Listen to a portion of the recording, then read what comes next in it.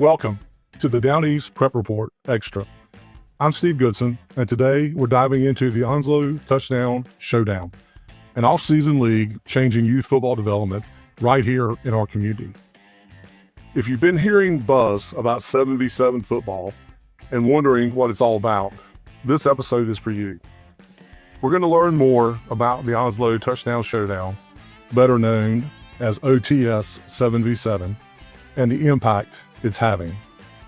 I'm joined by three incredible guests today. First, we have Bobby and Sharice Hatchell, the husband and wife team who started OTS 7v7 last year. Bobby played football at Jacksonville High School and brought his passion for the game full circle by creating the league. Sharice runs the day-to-day operations and keeps everything running smoothly, including Bobby. Finally, we'll talk to Coach Rodney Beasley, head football coach at Swansboro High School. Coach Beasley is a retired 82nd Airborne paratrooper, a two-time Purple Heart recipient, and he's bringing that same warrior mentality to rebuilding the Pirate football program. The interesting twist here is that Coach Beasley is also the parent of a participant in the league, so he'll provide the unique perspective on what programs like OTS mean to him as a head coach and as a dad. We're going to talk about what 7v7 football is, why it matters for player development, and how it helps with recruiting. Whether you're a parent, a player, or a coach, stick around. This is going to be a great conversation. Bobby and Sharice, welcome to the show, and let's start with your story. What inspired you guys to create, I'm going to say it one time and then I'm going to abbreviate it. What inspired you guys to create the Onslow Touchdown Showdown, or OTS, 7v7 League? So, fun fact, a lot of people think that Bobby came up with the idea or Bobby created it, and it was actually me. Awesome. Yeah, I created it. I started it. I just had the idea, and it was a crazy idea, but of course, I'm kind of known for my crazy ideas and run to Bobby, and he's always supporting me, but it honestly came from my oldest son, Mike. He graduated Jacksonville in 2024, but he had been a part of Film the Field in Wilmington. Okay. Shout out to Brad Roach. Yeah. Great program, great guy. Love Brad. Definitely opened up a lot of doors for us. But Mike played in Wilmington, but there was never a Jacksonville team. Okay. The Film the Field League was kind of focused on the Wilmington schools. It was always a spot for a Jacksonville team, but we could never get a full roster. So Mike played 707 with kids, great quarterbacks, and but it was never anybody from the people that he actually plays with during season. Yeah. He played on the City League. He played on Brad's travel team. We travel up and down the East Coast. Playing at colleges, in front of college coaches. Also, shout out to Mike. Mike was a Shrine Bowl player. It was the first one from Jacksonville in about 10 years when he went. But he was just a good kid and playing, but never had an actual an opportunity locally. So we kind of said let's try to make it happen here. Do it here. Yeah. Why not Jacksonville? Why not Jacksonville? That's awesome. So for those that aren't familiar with the 7v7 football, it's not the 7v7 football that Liberty is playing. Mm-hmm. This is 7v7 touch football.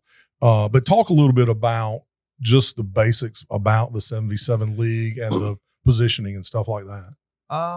So basically it's football without the linemen. Okay. So it's like you're playing chess, but fast paced. Like everything is fast. I mean, it really helps with decision making a lot. Okay. Yeah. So you're basically being a former big fat lineman, you're kind of shading on us, right? You don't want us to participate. I mean, I'm just y'all go do y'all thing. Yeah, I mean, we would surge 3 feet maybe either way, right? So not much going on there. So the next project is maybe an offense. Big man camp. Big man, big man camp. Yeah, I'll be watching from the stands. So anyway, so Bobby, you played at Jacksonville High School, and so the original question was kind of shaped your vision, but but as we talked about it, Sharice actually had the vision. So what do you guys both want OTS to become for the next generation of young kids that are coming up? And I say young kids because you had some great news this week or last week. Yeah. Don't know what school she goes to, but a young lady actually got a grant and offer and a scholarship offer, or it's D3, so I guess it'd be academic stuff. But going to Meredith to play flag football for their program. So I'm not going to say young men. I'm just going to say for the young adults. What do you guys envision moving forward? Just access for the kids. I mean, really just giving them access to competition, giving them exposure. Just like Maria, when she first started, she just wanted to try football out. She had no idea what it could lead to. So that's really what we wanted to bring. That's all. That's awesome. And can I add? Yo, absolutely. Yeah. So Maria was actually a soccer player, and she just wanted to come out, and her girlfriends were going to play. But actually her parents were kind of on the fence about her playing. And she convinced them. She was one of our last people to register, and she really excelled and just had a ton of fun out there. And what high school did she go to? Jacksonville. Okay, so she's a senior this year, and in the fall she'll be going up to Meredith. Yeah. That is, man, that's awesome. Last kind of foundation question. Your website says it's more than just a league, it's a community. Paint that picture for me. What does it look like beyond just the game day? Talk about the community. And I know you're trying to build something more than athletes on the field. Talk a little bit about that. So I guess it would kind of start with me and Bobby. So I was a Marine, and I lit the military, paid for my college. Bobby went to college after football. And we're both now in trades. So Bobby owns a trucking company. I am a full-time realtor with Terry Alfred Smith. If you're looking for get that plug, I may need a realtor here soon. But for us, on our last day out there at OTS, it's our All-Star weekend. And what we do is we do strongman competition, we do fastest man, best hands. But at the same time, hold on, I won all those. Oh, did you win all? Okay. He actually did compete in every single competition with the kids. I paid for the next day. But what we do is we actually bring local business owners out to All-Star Weekend, and we bring tradesmen, and we bring the military recruiters, because if we're honest, everybody's not going to college, and it's completely okay. Yeah. But we just want to make sure that these kids know that they have opportunities, and they have a community of people supporting them behind them. That's awesome. I mean, that's just absolutely taking it to the next level, because you're right. I don't remember the statistic, but is it maybe like 2% of the kids that are participating in high school football go on to play. It's just some absurdly low number. So that's great. So let's talk about the player development side of it. What specific skills are young players developing in the 7v7? I don't want to say that they might not be getting at traditional practice or in tackle football, but maybe enhancements of those skills. Talk a little bit about that. Yeah, like I said, I don't think it's one skill. I think it's the enhancing of the skills. Okay. Yeah, because so it's just across the board. Across the board. Because like Eastern North Carolina, we're known for running the ball.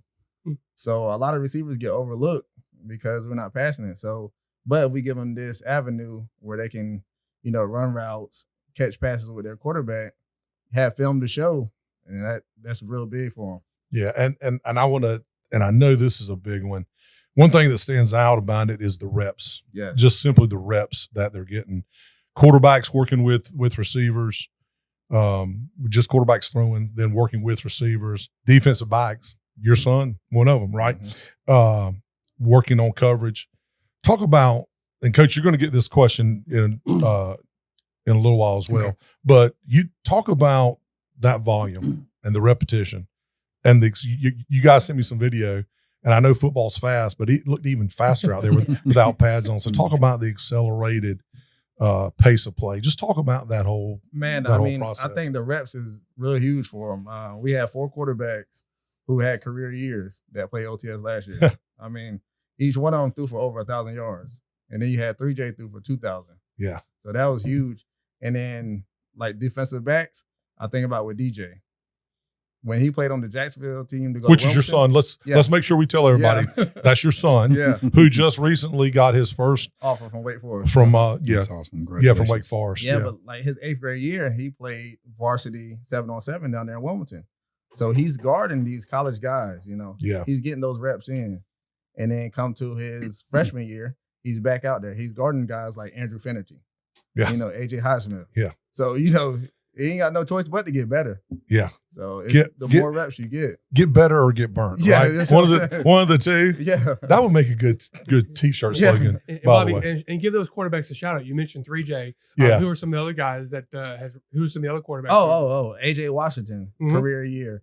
Like I said, 3J, Kevin Till. Yeah. Man, career year. Yeah. And look how he's changed that program around over there. Yeah. You know. We had Kevin and Coach on the show in the fall, and Kevin is a great young man, and I'm convinced that he's going to find his spot. He's working hard right now, and he's going on visits. But yeah, he was a great kid. And I can't forget Josh Smith. Yeah. You know. Yeah. What a great. I mean, what an athlete. What an athlete. I mean, what a great kid. He's one of our favorites. Yeah. I mean, it's, you know, and I can't really, you know, and we talk about it, he's one of our favorites, but I can't really recall any kid that's been on the show that I haven't walked away impressed with. Mm-hmm. You know, show in and show out, whether it's been Kevin. We've had folks from Blake Moses from Jacksonville on here, obviously big fat lineman or linebacker, and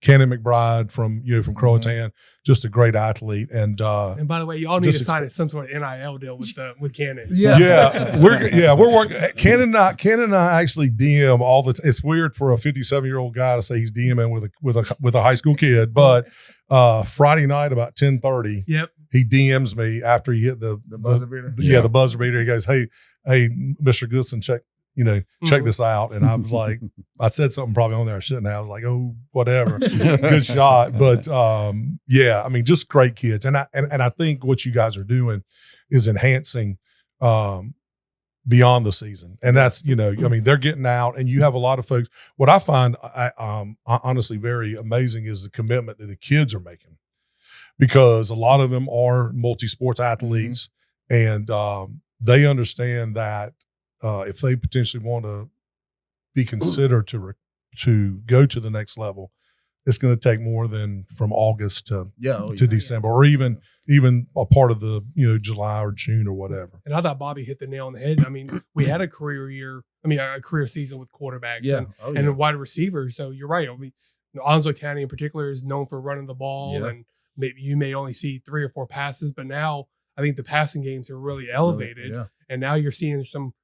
Beasley, coach's son over at Swansboro had a great season, with Kevin and so we're seeing it's a lot more fun seeing some good passers and good receivers. Yeah, and I haven't worked with you until this past fall on it, but I know just in talking with you, you said this was one of the hardest years of having to select the all area teams, because we did have so many really good wide receivers. Yeah. We had so many really good quarterbacks / athletes that you just kind of appeased everybody and made everybody athlete. No, I'm just messing. I'm just messing. Athlete. I mean, it's so hard, but it's hard to do, right? Yeah. So last question. Oh, go ahead.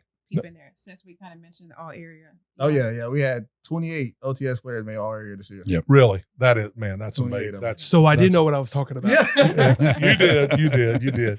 So the last part about player development, we talked about, you emphasize character and leadership development, not just the football skills. But I want you to talk about, give me some real world examples about how you guys are building those qualities into these players, and how maybe even college coaches are seeing this, because in the last week as well, we've had 2 or 3 high school players that are part of the program getting things. So just talk about leadership development and character as well. So last year we had Owen Simcoe. He was actually the assistant coach for Richlands. He played for Richlands. He graduated from Richlands, and he decided that he wanted to, help them coach.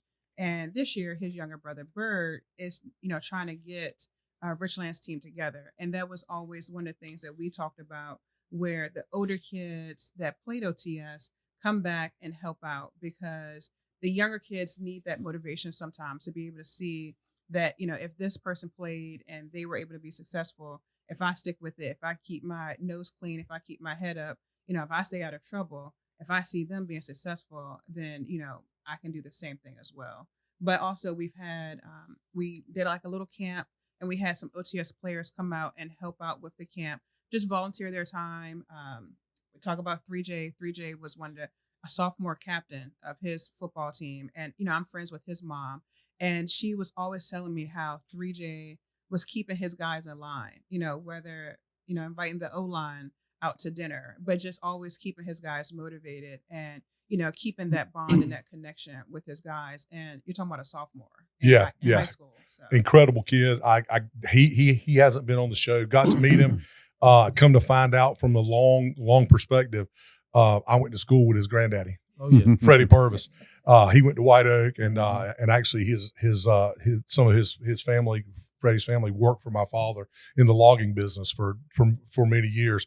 But as soon as I found out, I already knew the kid was a great kid. Oh, yeah. But as soon as I found out that it was Freddie's grandson, I was like, the kid doesn't have a choice. He's gonna be a good kid, right? So, community impact and recruiting. Let's talk a little bit about that. It's becoming increasingly important with recruiting.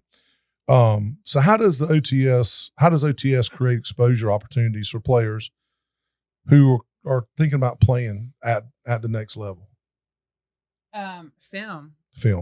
Like on our intro, you have the film from actually playing. Coaches want to see kids on the field, not just during the season, but off season. Coaches want to see the kids working out. Coaches want to see that these kids actually, want to perfect their craft. So these kids, they have the film that they're able to put up on all their socials, their Twitter, their Instagram. That way the coaches are seeing it. But also, we did a travel team, and we took our travel team to UNC Pembroke. We had Carmelo Beasley out there, and we took these kids to play at the college in front of the coaches. And also, I thought it was a really cool. All the referees at that camp were actual coaches of the football program. Oh, neat. They were able to play right in front. I talked a lot of junk to to everybody out there, honestly. Good for you. Going out there, being a woman in the football world, they automatically assumed I was like the team mom or something. But I'm advocating for these kids, and I told the coordinator, I said, hey, just so you know, Onslow County is bringing that trophy back. And he told me, he said, Onslow County has so much talent, but just nobody knows about it. Yeah. And I said, well, this is what we're here for. We went to the tournament and we brought home the trophy. That is awesome. And an offer. That's awesome. Well, who talks the most junk, you or Bobby? Ooh. Oh, no, yeah. I ain't on this level yet. Well, I've already decided I'm going to get her a shirt that just says Boss Lady on the back of it, man, because she Boss Lady on the back and Founder on the front or whatever. But you mentioned offers. So talk a little bit about some of the success stories, kids that are making, an impact. I know you 2 or 3 of them this week besides the young lady. But I'm sure some last year probably can you just talk just real quick about a couple of the success stories? Like in Pembroke, Saron Thompson from Jacksonville. Okay. Yep. He got an offer around the spot. And then just last week, Campbell came down, gave him an offer. Jamie and Smokey Johnson. Yep. He was on the Pembroke team. He just got an offer last week. And of course, DJ. Yeah. And all those, the first 2 you mentioned are juniors. Yeah. Junior. And your son is a sophomore, correct? Yeah. And Amari Pearson. Yep. Got the of course, the East Carolina offer. Yeah.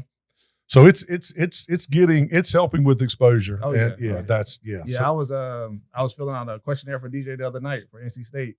And one of the questions was, who was your 707 club? Yep. So they've added that. Yeah. Oh, interesting. So Wake Forest and State is the blue team getting any love? Is the other team getting it? The blue team we making calls. Okay.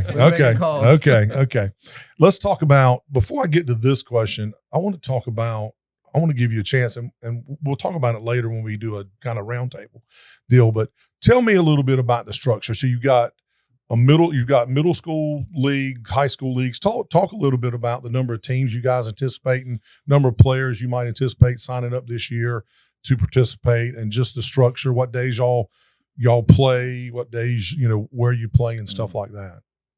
So last year it started with just high school.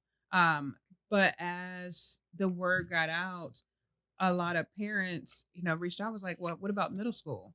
So last year we didn't even have middle school on our radar, but this year middle school is there. We have a ton of kids that's just ready to play. So we play middle school on Saturdays. They're going to be at Steed Park. We play Sunday is high school day, Sunday afternoons, and that is at Onslow Pines. Okay. It always. So the kids, is it kids just go in and are they drafted or? Nope. So our goal is to keep kids with the teams that they're going to be playing with. Good. So it's by school. Okay. Each school that's our future goal. We would love to have every school represented. That's my last question. Okay. But we'll talk about that. Go ahead. But No, that's right now, great. Yeah. So you playing with the same people that you're going to be playing with in season. And we kept it that way. That way you can start building those bonds. Those, incoming freshmen are able to start, meeting people and, like I said, building the bonds with, their actual teammates. And that way, Kevin Till and Carmelo, that is just the ultimate teamwork right there. Yeah. So it's just, building those characters already together. So, are we going to be successful? Is every local high school going to have a team this year, you think? Not looking like this year. Not But this year. Like I said, I think it's like we'll have probably about 4 or 5 local teams. Yeah. So not counting Lejeune, we got seven county high schools. Yeah. So 4 or potentially 5. Yeah. And then Man, that's, in your second year, guys, that's, yeah. that's a good impact. And you Right? kind of narrow it down. Jacksonville has a team, Northside has a team, White Oak has a team. But it's Swansboro. just like Jacksonville had a team, Northside had a team. I think this is the first year, and I don't know how long, that 2 county teams made the Eastern Regional. Mm-hmm. I don't know when the last time that happened. Yeah. And last year, Jacksonville, White Oak, Swansboro, who else had from the county? So we did. We had those teams, and then we also had a team called Coastal Plains. Okay. Coastal Plains. Actually, we had some camp Lejeune High kids. That played. We couldn't get a full Southwest, so that we joined the Southwest and the Lejeune kids together. And actually, last year Jones was a part of the league. Oh, nice. They wanted to come out and kind of try to build something together. This year, we actually have a special guest. Havelock is going to join in on us. I was going to say, first of all, I'm surprised y'all letting them come in the first place. Wade Jackson and Havelock kind of don't like each other. Well, we love them in the playoffs. Well, I was going to say, you got their number, but and I think when I read that, y'all had posted that on social media. I think whether you guys, that's a testament to what you guys are doing, right? Yeah. That someone like you guys did with your son previously driving an hour to Wilmington. Now you've got somebody committing to drive, because it's a commitment, not only the Sunday, but it's a commitment to get in that car on a Sunday afternoon. Everybody just wants to kind of hang out and watch college basketball at the time or whatever sports coming on, football, will be done. But it's a commitment to do that. So that's quite a testimony to you guys. So back to the question that I was going to ask. 5 years from now, Sharice, you're the visionary, you're the founder. He's the workhorse, right? So you snap and he moves, right? So 5 years from now, where do you see this thing? 5 years from now, honestly, if I could just have every school represented, and it be known that this is the off-season workout for you guys. We know with certain rules, coaches can't be involved, but coaches can definitely pass the word. Yeah. That, this is off season, guys. This is where you need to be at. Yeah. Middle school to be able. And honestly, last year, we had no idea that we would have an all girl team. Yeah. We had no idea that interest would take off. I would love to see Onslow County pick up girls flag football. Wilmington has girls flag football in the school system. Craven has girls flag football in the system. Onslow County, the girls want it. Yeah. So I would love, be able to love to see that. And like I said, just being able to be in the community. I have kids that come up and talk to me all the time. I had a kid last week ask me that was in the program, and he asked me about he wanted to go into the HVAC, in the system, and I told him, take step A, B, and C. So that's really what it's about, playing football, but also just being there for the kids. And I will tell you, and I threw this out there before we were recording. If you have any kid that wants to know anything about Coastal Carolina Community College, if what you can't answer, I got a boss lady upstairs that can help with any questions and would love to talk to any student looking at potentially wanting to attend Coastal for trades or just go there for a couple years or whatever. We need tradespeople, especially with this weather we have outside. We need people to make sure the AC, make sure the HVACs are running. So last question, and then we're going to shift gears and come back. So if there's one message you guys want to leave with young athletes considering joining the league, what would that be? Don't be scared. A lot of athletes are, I don't want to get beat, or I don't want this, I don't want that. Just go out there and compete. Yeah, that's really one thing. And I think I said in my intro, one of the things I said, you're developing your skills, you're getting the reps, but go out there and have fun. Go have fun. That's what it's about. Because when it stops being fun, man, you might as well stop doing it, right? Listen, take it from me. When it's over, it's over. Well, guys, thank you. We're going to come back to you guys. I want to shift gears now to talk about one of those coaches that can be somewhat involved a little ways. Yeah. You can stand there, you can't really say, but you can be involved from the parent perspective of it. But Coach, thank you for joining us today. And I went over your background. Well, Sharice, thank you for your service. Yes, thank you. And thank you for your service. I did not realize, dude, you were like a double Purple Heart. Yeah. I keep that stuff close to my chest. Well, amazing. So thank you guys. Thank both of you for your service.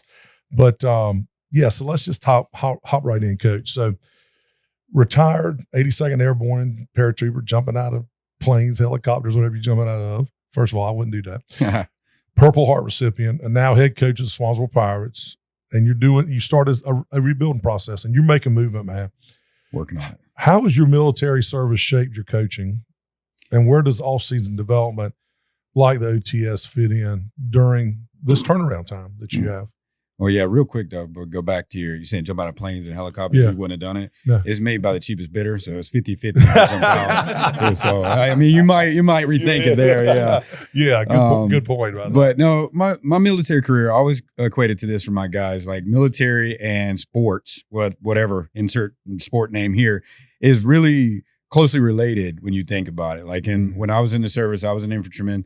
So I had my guys, my teammates, right? And we were only as strong as what the team could do. So we don't like to call it weak links, but it's only as strong as what the team could do. So football is no real different there, right? You got to teach these guys how to be reliant on your teammate. And then that, I don't like to call it a fear, but it's true. A fear of letting down man to my left or right will drive you to do great things. Absolutely. So, just bringing that aspect over, and then there's, I think these guys were talking about it earlier. There's just that leadership quality that these kids have. They're just afraid to show you sometimes, right? They don't know that right step.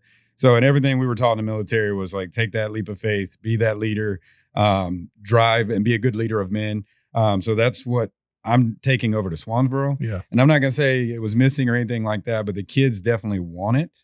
And the fact that they're getting it now is starting to show in ways that still surprises me. These guys are, we're out there on the outside of the county, all the way over there in the corner. Our closest neighbor is those cats down the street. Yeah. But those guys over there, they have there's a brotherhood bond over there for that reason too. They know we're out in the outskirts, but they're coming together and putting everything together and becoming better leaders, better men, and women. I have a few girls on the team. And we're excited to keep growing that side of it. But that's how the military aspect is really kind of influencing what I'm doing there.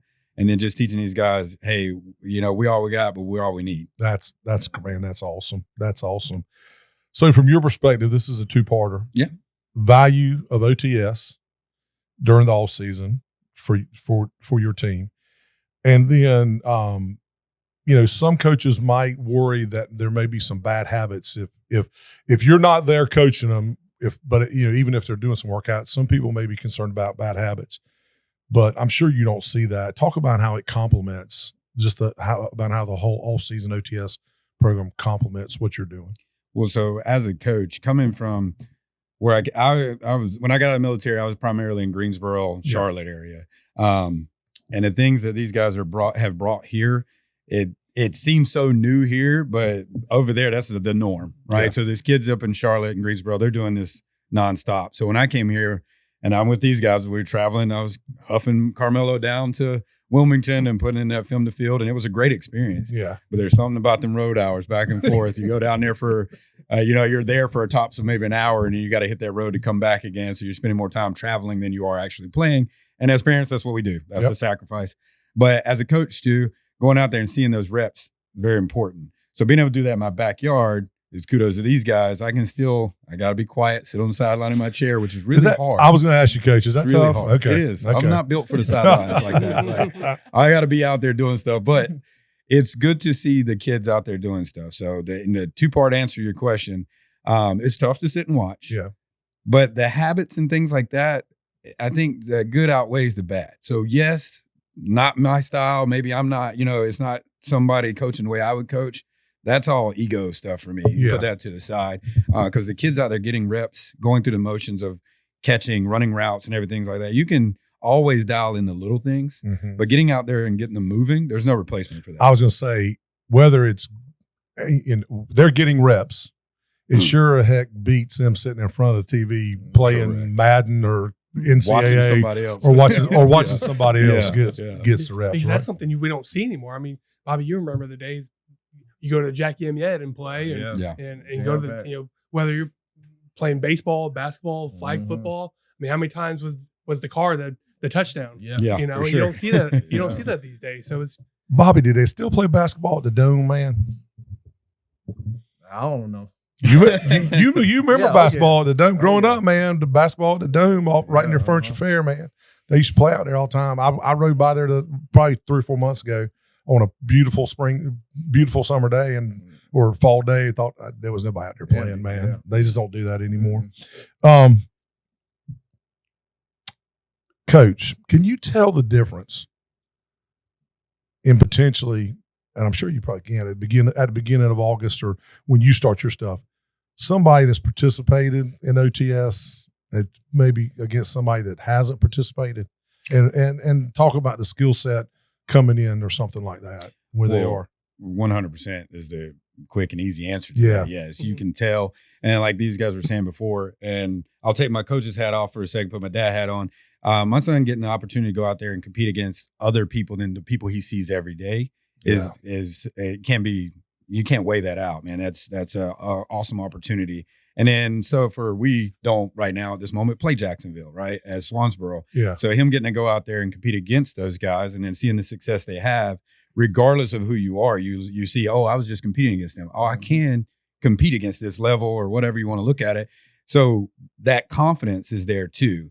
And then the community and brotherhood built behind that.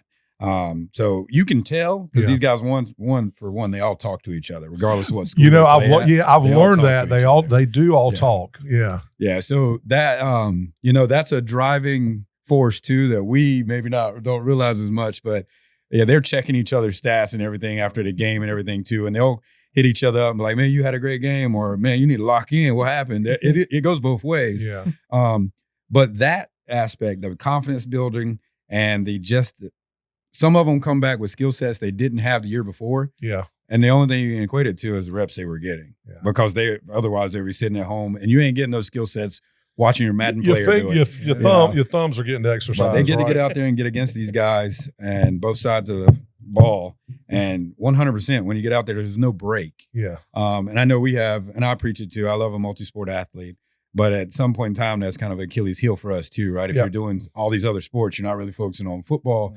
So we have a restart period, right? So we have to get your body reprogrammed back to football, especially if you're coming from something like lacrosse or somewhere or some similar sport. So you got to get your mind right back to football. Yeah. Well, these guys that are doing OTS and those things, they never really missed a beat, right? Yeah. They took a little break for Christmas and everything. Got a little basketball break in there, and then the hiatus is about over. They're going to get back to work. Yeah. So when they show up, I don't have that restart point. I can just pick up kind of where we left off, tuning in a little things, but it's much easier to take those guys and just work on the little intangible things than trying to restart the whole cycle of this is where we were last year. We got to work 2 weeks to 3 to get back there. Yeah, you got to take the first week to catch up. So I don't have to do that. So 3 things you said stood out to me. One was I never really thought about Swansboro doesn't play Jacksonville. So, because now most of the schools now are in 2 conferences. Well, 3 conferences with Southwest being in 1 conference. And so some of them play they play, traditional, but that's an opportunity for them to play. So that's unique. The second thing, we had Kim Miller on here last week and talked about the multi-sport star and how it impacts. I mean, you guys are a 6A school or whatever, 3A plus, whatever the divisions are, but still maybe a smaller school. And so you're going to have a lot of multi-sport athletes that are playing. And then the third thing to kind of piggyback on that is we had a lot of discussion during the end of football season because Jacksonville and Northside made these long runs. We had a lot of discussion with basketball coaches about how football shape is not basketball shape, and football legs and basketball legs. And so it's vice versa from that perspective. So just very interesting points. You talked about the skill set. Let's talk about one other thing. Okay. Football IQ. Talk about how this is helping them read defenses, understand coverage, make quick decisions, just about the impact that because it is a quicker game. Talk about how that, and then talk about that translates to tackle football. Well, as a coach, and I'll share this with these guys that are sitting here now, they can judge me. I'm sure they will. I didn't really know what I was going to get into when I was saying, hey, my kids need to do something. Here's OTS. You ain't got to go all the way to Wilmington. Let's see what it's about. Go over there. So I sent Kevin Teal over there. And then, of course, Mello went over there and everything. So they went over to that side of to just see what it was like. And it was kind of a guinea pig, if you will. See what we got. But what I got back was well more than what I thought I was going to get back. Meaning I was able to see a quarterback, and we talk about Kevin Teal and the growth that he's had. Now, we've had our hands in that too, but the part that can't be overshadowed is he didn't really play a lot of quarterback seasons prior. Yeah. Right. He started a little bit towards the end of his JV year, and then he was on and off with Austin Zeckler a couple times, just me trying to figure out who was going to be my quarterback. So I was sending him over there. He the amount of reading of defenses he had to do in a short, quick amount of time sent me back an athlete that kind of had a better feel of it. And I say the same for my receivers as they went through there and they're running routes and stuff and seeing, now that granted is not my playbook they're running, but finding open space and how to read the defense from a receiver's perspective is something that we try to do as high school coaches, but being realistic, you don't have a ton of time to instill everything you want to instill. So the extra reps they were able to get there and see a defense and a more controlled environment than a football game. And not have to worry about the pass rush and all these other things. You got to only worry about the clock that's ticking.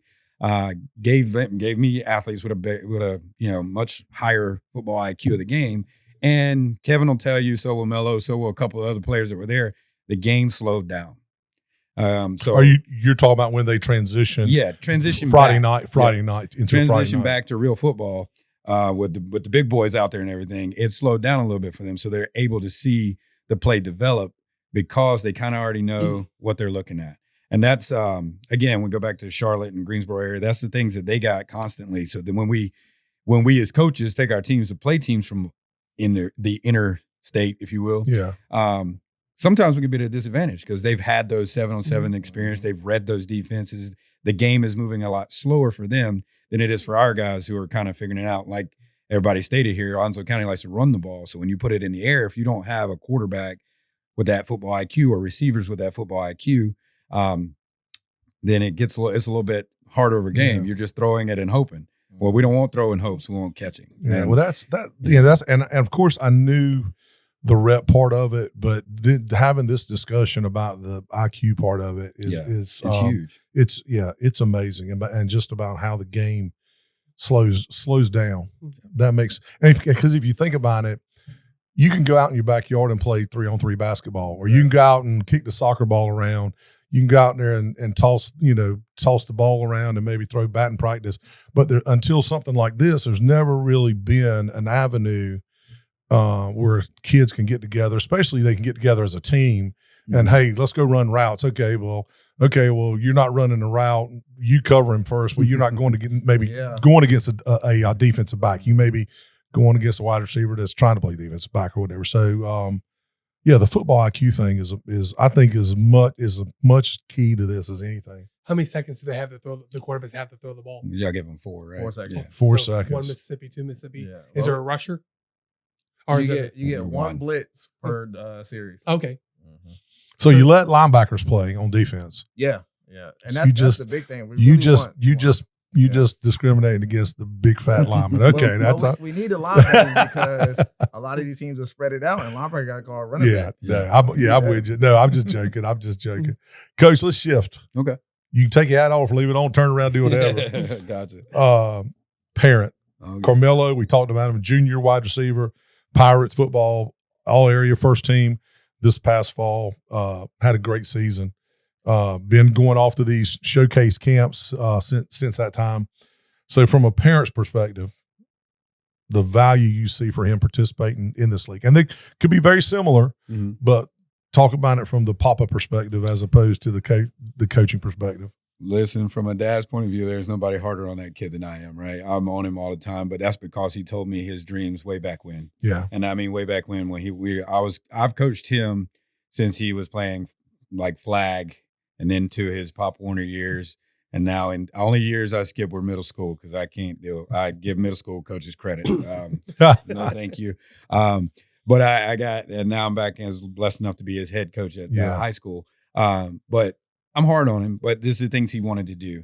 So when he says he wants to be this, I want to be the best at this, then I'm going to put you in an opportunity to show me that that's really what you want to do. Yeah. So this one is a no-brainer for me. I throw him out there and let him, one, go have fun, right?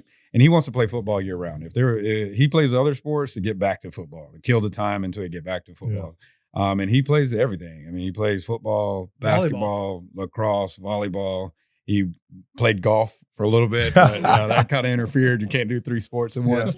But he's doing all those things to stay busy because once he hits football, these other sports start to dwindle off. I was going to say, that's it, right? Yeah, he's back to football. And he's a competitor. He likes to compete. I mean, my whole family is. I mean, we can't have nice little family outing. If there's something to compete against, we're competing. And I think, and that's, man, we used to play a game where you call yellow cars when you're driving by, and I was not losing. My kids weren't losing. So it's just a competitive household. But to see him get out there and go against these kids and come back, one, having had fun, two, having been challenged, that's what I wanted. I mean, and his football IQ, he has to have a high football IQ anyway, because I mean, we eat, breathe, and sleep this stuff. So he don't really have a choice, but it still gets better every time he goes out with these guys. And I'm gonna take it and go another route too, because the community that we built, we were part of. Took me and Mello and Kevin with them to Pembroke. And my guys, I was sitting there with them, just watching as a dad. My guys were like, I don't know if we're going to fit in. This isn't our squad. We don't know. And I told both Kevin and Mello, just go out there and play football. Yeah. Have fun. That's like the universal language, right? It's universal language. And having fun playing football. Kudos to this team that was made up of everybody. It wasn't just Jacksonville. There was Jacksonville, Northside, everybody. It was Onslow County. They took them in. Yeah. Right. And I think they gave him a nickname towards the end. It was great. He had a blast. That's awesome. At Pembroke. And that really kind of solidified for me that it was more than just, a venue. And I mean that in the nicest possible way, because everything has a cost, but sometimes these venues can be money grabs, right? Mm-hmm. This one's not a money grab. Yeah. Like the kids have a community. They go in, the equipment and everything they get is top level. The kids are big on swag. So the swag has to be right, or they will let you quickly know that this ain't for them. But take all that out, as a father looking into it, build a community, build relationship. His network grew, right? And those are things that I can't put a price on. Yeah. So for me, these guys are doing a service that they're killing it, man. They should be doing in this area. And I'm very thankful that they decided to do it here. Yeah. Because as I moved here and got settled in, that's the one thing I was like, well, what are these kids? They don't have anything to do. I got to go all the way to Wilmington. Right. Yeah. So, and again, that program was great too. It's just that hike. And then you're right, Sharice, they are, that's where it's at. It's based out of Wilmington. So they're more, that is their focus, the Wilmington schools. And we were able to go over there and smack around a little bit. It was fun. But again, here's in our backyard, you get more production because it is my guys and playing together as a team versus the people we're going to see, right? So, and again, and then everybody's success is built off of us, which is great. So, like, my guys are just as excited for the success that the Jacksonville kids offers they're getting as if they were getting them themselves, which is great. That's awesome. And I think Kevin and all of them reached out and told these guys thank you or congratulations once they got their offers, which is huge. That community can't be replaced. Yeah, that's awesome. So last question from the parent or from the parental perspective. Yep. And this is actually for all y'all because you also have a son that's participating. So all said and done, beyond potentially getting exposure for a college scholarship, what do you hope your kids are getting out of this? Life lessons, things that when they get my age, your age, they're going to remember building on what they were doing out in this league. Just thoughts about that. Just having fun. Yeah. Having fun. Yeah, that's the biggest thing, man. Yeah. Having fun, having stories you can tell. You can tell your kids, tell your grandkids. That's what it's really about. Yeah. What made me ask that question and kind of morph off the interview sheet was Coach said a lot about networking and making lifelong friends. Yeah. I mean, you have your friends that you go to high school with. Yeah. That will always be your friends, right? Mm-hmm. But when you play football and then when you play something like this, where you get to interact with them on Sunday and they may be on your team on like a all-star team or whatever you guys took, you're developing additional relationships. That relationships that'll last well beyond. Oh yeah.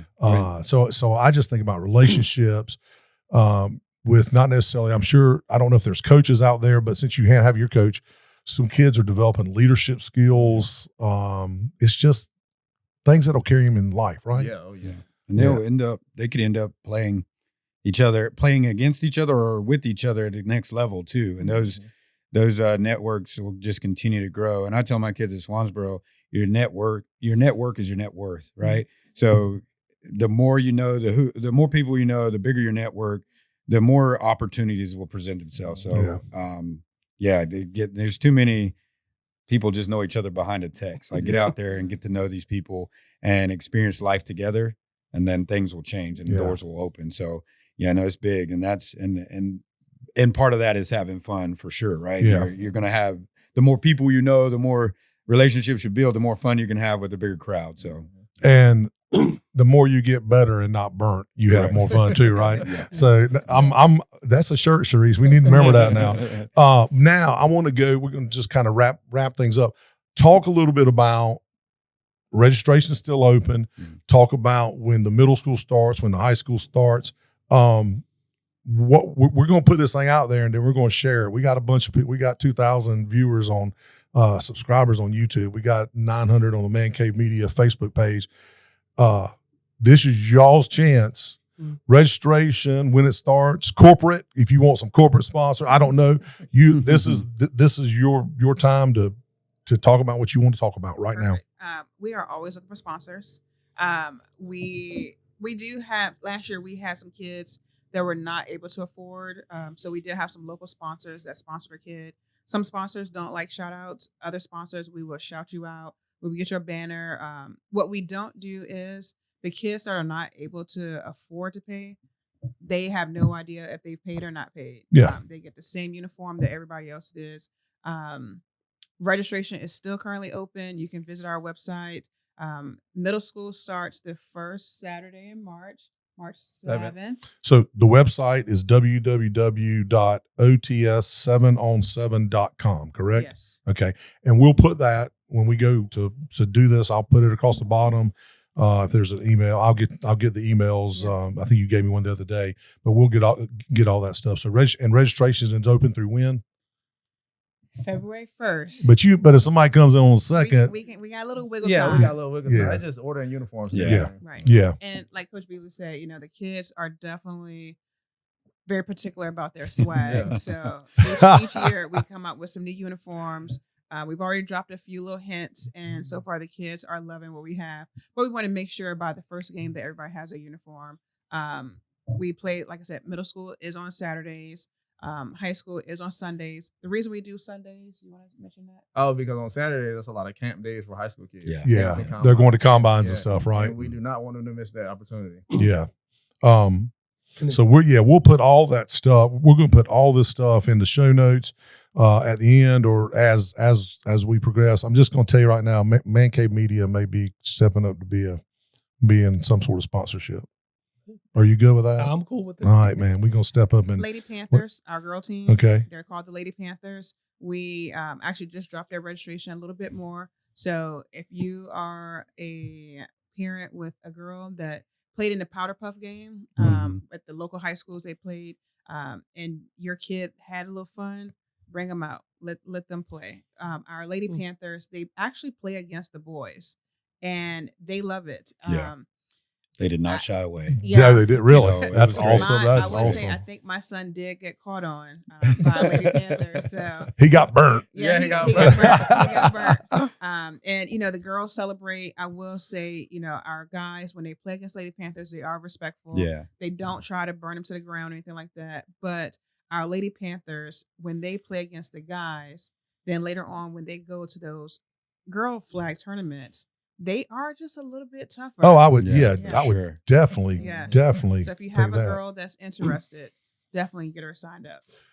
One thing that I also saw on, I think it was on social media, you guys make this very, very, very family friendly. Oh, yeah. You take you and your wife and kid to nothing against high school football, but you Yeah. take kid on Friday night, you're going to drop 50, Yeah. 50, right? I mean, it's going to be, unless you got a booster pass to get in or whatever, you got a North Carolina, I need to give me one of those media cards. Unless you got one of those cards, you're going to drop 50 between that and popcorn and whatever. Free admission, Free admission. Yeah. no charge. And I'm sure it's just everybody out there just having a good time, right? Man, bring your family, your lawn chair, and watch some football. You'll catch our on the ice cream truck. Our ice cream truck will be out there. Nice. We do incorporate, like I said, everything is local. So we also we rotate some food trucks out there, so you can get some food, enjoy some football, and have a good time. That's awesome. How much chirping goes on in the games? Yeah, so that was going to be my that was going to be a cut. So are they chirping right now already? I mean, have they started Already, yeah. chirping? I don't know Yeah. if you can even So call is that Anoop chirping. playing? Yeah. Yeah, okay, yeah. So we've established that he's the biggest trash talker Yeah, in Onslow County. Man. Oh, the linebacker from Northside. Yep, Anoop Monroe. Yeah. Oh, yeah. Yeah, we've learned that. So we'll come back again, and I'll repeat this. But if you're interested in learning more about just what's going on, OTS7on7.com, www.ots7on7.com. I'll have Sharice's email, and I don't know if there's a phone number. I know I've got her phone number. She wants it displayed, but we'll get with that. Just kind of bringing things back full circle, and this goes for all three of y'all because you're parents of kids that are playing. What's a message that you would like to maybe communicate to a parent? I remember you said last year communicating with the young lady's parent, she was on the fence and they were, concerned about her playing and she ended up coming out. But what's a message that you might communicate to a parent about their child just simply getting involved with OTS? Well, I think one of the things I would throw out there is, parents often, some of them are scared. Some of them just don't think their kid is like dedicated to this. They're just doing it as a hobby or something like that. They don't know if there's. So I guess my thing is, if there's any question, bring them out, let them see, right? Because this is and I don't nobody take this the wrong way, but this is the softest intro to football you're gonna get, right? You ain't gonna worry about getting hit really. You can get out there and you don't have to have a super high football IQ. You can go out there and learn the basics of the game, see if it's for you. Parents can see if their kid is really bought in. And because this is an investment, man. It's an investment of time and lots of time, right? So if you're going to make that investment, it's good to know as a parent that the kids are going to go out there and actually, reap from that investment, right? So this is the softest way to enter football and not have anything really invested right away. So go out there, let them have a little fun, let them see if it's for them, and then make the decisions afterwards. But it's a great intro for kids that are on the fence about playing, because it's a safe, controlled environment where they do a really good job. I'm hoping, I guess they vet every coach, because the coaches know a little bit about football, even if they're not like super rock star coaches. Yeah. They know enough about football to teach them the basics. Yeah. Which when they come back to a coach, having those basics already instilled allows me to move to the next level. Yeah, that's awesome. So this is a great intro for those guys if they really are kind of questioning if they really want to even try football. Soccer players like to come over and dabble every once in a while. This is a great opportunity for that. And the same with basketball players. But I'm still a firm believer that football makes great basketball players. Yeah. Hatchell's, any last words of encouragement for parents or anything that you guys might want to add to what Coach said? Really, just like Coach Beasley was saying, just investing in your kids. That's really the biggest thing. I mean, yes, it's good going to camps and stuff, but they got to be prepared. Yeah. Yeah. Like I tell people a lot of times, man, with them combines, a lot of kids go out there and don't know what to do. You got to at least show up prepared. Yeah. Mm-hmm.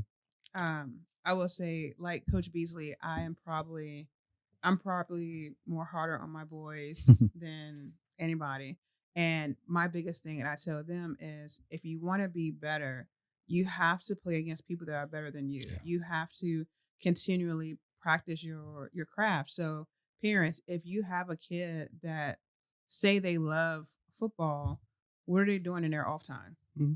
Are they investing? Are they perfecting their craft? You can't just love football and want to excel in football and only play during football season. No. Yeah.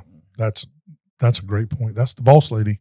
That's the vision. That's the boss lady. So I don't have any other questions. Do you? She's the brains and Bobby's the brawn. Yeah, I would think that's right. Bobby, when did you play at Jacksonville? I graduated 2006. So yeah, I was on that my sophomore year. We went 1-9. Yep. And then my junior year, Ray Durham came, and we went. Was that the infamous Travis Connor years during Notre Dame box? The Notre Dame box, right? Yeah. Coach Connor was my freshman and sophomore year. Okay. He was an okay player. I remember. Yeah. Shows you how long I've been doing this. We were actually talking about that. We were going to talk to somebody at some point, and I was like, he's a coach now. I don't remember. Dag, Miller's been doing this for a long time. Yeah. So anyway, that's all I've got, guys. So appreciate you guys coming today. And thanks so much. Just keep getting it. If there's anything that we can help you do to get the word out, we definitely want to do it. So thank you for joining us. Hey, can I throw one more? You can edit it in whenever. For you guys though, I want to, and the coaches that are listening to this, you guys make this real easy because you don't put it in a time where it'll affect me as a coach, right? It doesn't affect my practices, whether it's spring or whenever. It doesn't affect anything because you're doing it on Sunday, which we can't do anything with them anyway. So I appreciate that. And I would say to try to help those coaches out there that might be on the fence for sending a team over or suggesting it to their guys, because that's all we can really do is suggest that they go do it. But it doesn't affect you, so why not, right? Like you get a chance to see your guys. And I watch film from my guys at these events. If I'm not there, very often, or not often that I'm not there. But if I was not there and they want to show, hey, coach, I want to play a receiver, well, go get some film and show me. So they'll go out here and try against these guys and they'll come back and like, look, coach. Or it can be a very humbling experience where like, I think I'll just stay at DB, right? So those are great opportunities. So I would say to any coaches on the fence, you got nothing to lose. It only makes your guys better. And they've not given me anything. I could care less about that other than the fact that they're giving my kids an opportunity to compete against everybody throughout the county, which makes us better. And our success that we're going to have in the future is going to be definitely reliant on being able to play these guys and get some competition that we wouldn't normally get. So thank you guys both for putting this together and throwing it out there. Coach, for taking a chance on us. And to piggyback off of what you said, I know I could talk about OTS all day long. But like you said, if a player wanted to possibly switch positions, we had that happen. Bobby, you want to talk about Jameer? Oh, yeah, Jameer Mitchell. Sophomore year, he was DN most of the year. They tried to put him at receiver some. Didn't pan out. It's good. Just his junior year, fourth round, he had 3 catches for 2 touchdowns. Yep. Nice. And that's just getting that work in OTS. That is awesome. That is awesome. Well, that's a great way to wrap up the show. I've got some good short clips that we can clip out to promote the show coming out. So, guys, thank you for joining us. Thank you. All right. What a great conversation. I want to thank Bobby and Sharice for building something truly special with OTS 7v7. And thank you, Coach Beasley, for sharing both your coaching expertise and your perspective as a parent. Here's the bottom line. OTS isn't just about making better football players, though it's absolutely doing that. It's about building character, creating opportunities, and giving young athletes a place to grow, compete, and simply keep training during the off-season. Whether your child wants to play college football someday or just wants to learn valuable life lessons, programs like OTS provide a foundation that goes way beyond the field. Learn more at www.ots7on7.com. That's www.ots7on7.com. Learn more and reach out and learn about registration. For Coach Beasley and the Swansboro Pirates, we're rooting for you as you build that culture of brotherhood and excellence. And for all the young athletes out there watching, whether you're dreaming of Friday Night Lights, college scholarships, or just want to be a part of something special, check out OTS 7v7. Work hard, get those reps in, build those skills, but most importantly, have fun. Thank you for watching Down East Prep Report Extra. If you've enjoyed this episode, please subscribe, leave us a review, and share it with other football families in our community. We've got more amazing stories coming your way, so stay tuned.